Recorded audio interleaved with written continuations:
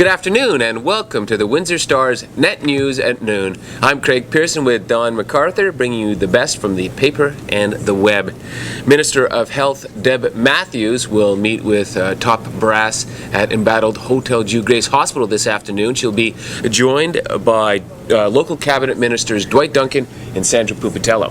Well, yeah, and that should be some meeting, given the allegations leveled yesterday against the government by progressive conservative leader Tim Hudak. He accused the health ministry of participating in a cover-up of pathology errors in a bid to quote-unquote control the political fallout. He called it a betrayal of the public trust. General Motors announced this morning that it was recalling more than 243,000 SUVs over seatbelt concerns. Apparently the seatbelts look like they're secure, but they're not actually fastened.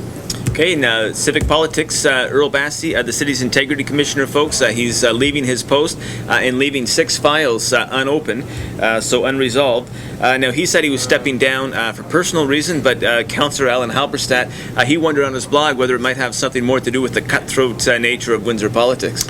Speaking of politics, we have an interesting story online that suggests Canadians need not worry about another election being called in the fall, sort of a rarity in recent years. A number of pundits feel that it wouldn't be in either the ruling Conservatives or opposition Liberals' best interest, given that voters don't want an election and neither party has a clear advantage.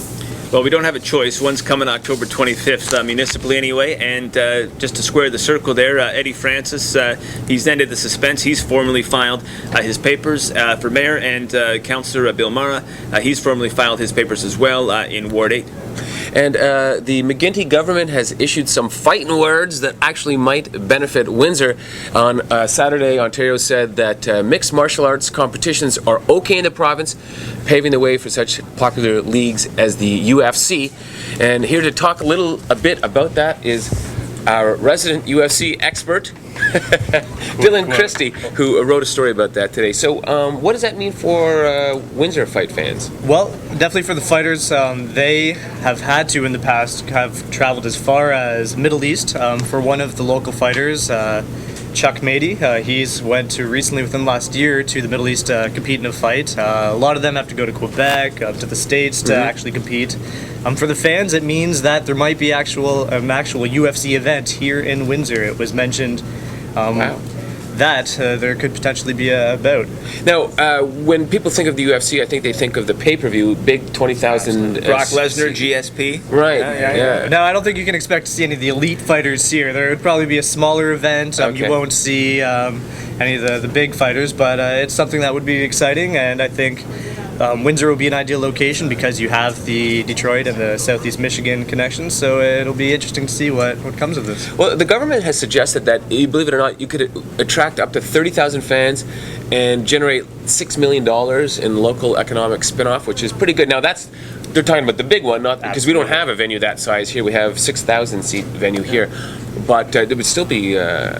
Well, yeah, like some critics are actually blasting McGuinty for this because it's a bit of a flip-flop, right? Like in February, McGuinty said, "Yeah, I won't raise your taxes." No, he said there was going to be no mixed martial arts. Our government has more important priorities. Then, boom, he stares into that deficit, and hey, let's bring here. But it's legal in 40 U.S. states. It's legal in 5 U.S. provinces. I get it on pay-per-view like once or twice a month, especially when GSP's fighting. Like it's family entertainment. This is a real sport. Right. Of course, you're talking about the Canadian provinces, right?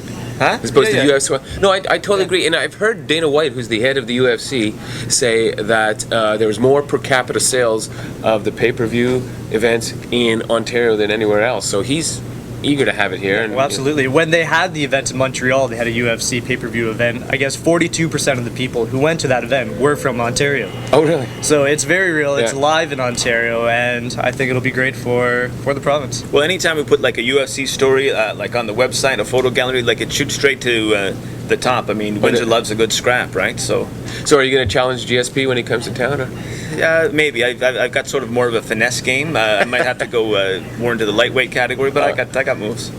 Excellent. All right. Okay. Thanks, guys. See you tomorrow online and on your porch. We are the Windsor Star.